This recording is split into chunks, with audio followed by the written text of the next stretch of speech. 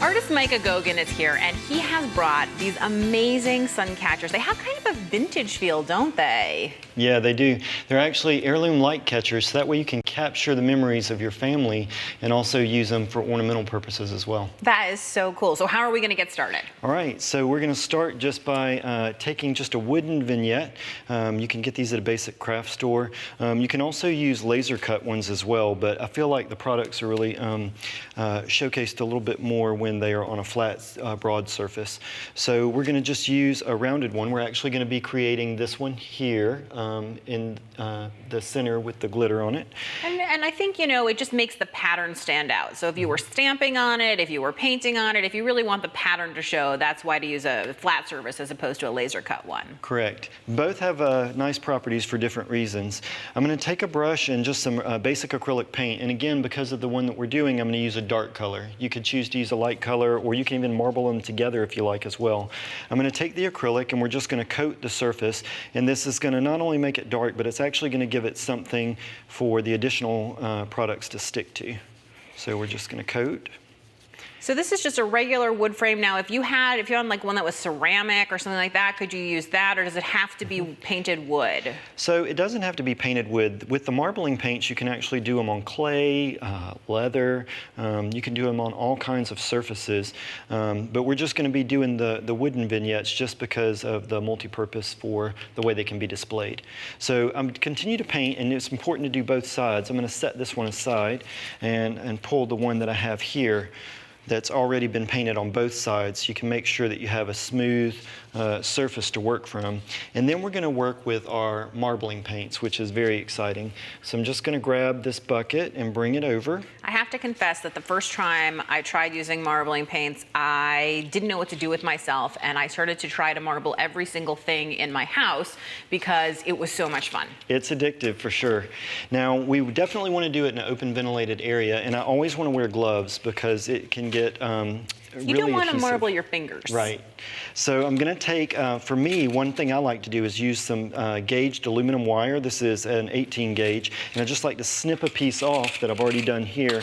And I kind of create my own little support system that holds it out. This is a little bit better than if you were using thread. And these already had ornamental holes, so I'm just going to thread it through with the wire and twist it. And what it does is it makes a firm and rigid support so that I can dip effectively into more versatile than string. It totally reminds me of dyeing Easter eggs. You know, that little wire thing that you kind of the egg in. Yeah, totally. Now you definitely want to shake your marbling paints up. I'm going to be using a combination of opaque, pearlescent, and glitter here.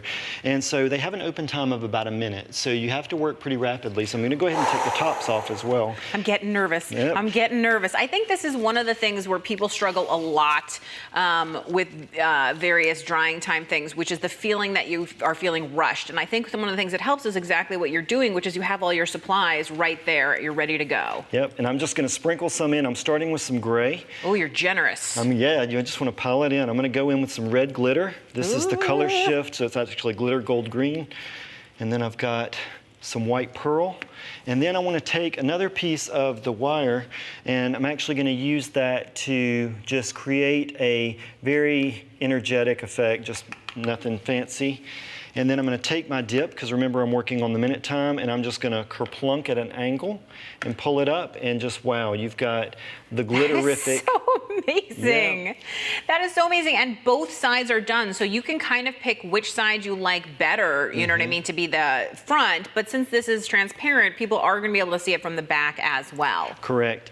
So for the next phase, we want to pick some sentimental photos. They can be family members, pets, etc. I love the idea of doing these as Christmas ornaments or light catchers that you can hang in the window, because you can honor the family member or the loved one each tradition. So we're going to be using some inkjet clear film. So this is printable film that you can do on both sides. You do not have to worry about it being reflexive. You can just print straight on it.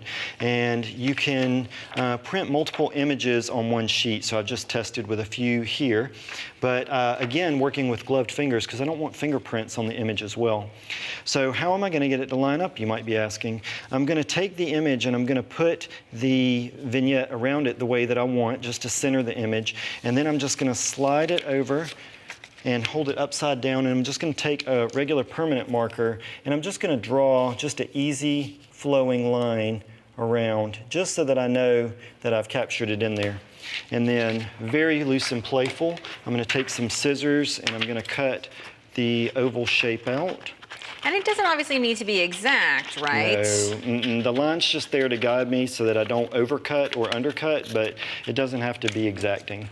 And so now that I've got the shape, I'm going to actually adhere it.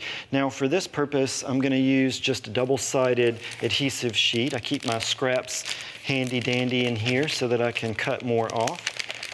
And so I'm just going to cut a strip, and I've got a couple there. I was going to say, I just started this because you need fingernails to get in here. Thank you. And then once you've cut a little strip, I'll start that one for you if you want. Thank you. And then I'm just going to take the strip, pull it off, and I'm going to see which side is tacky sticky, and I'm just going to layer it on the front or back, whatever you want to label, and I can snip this.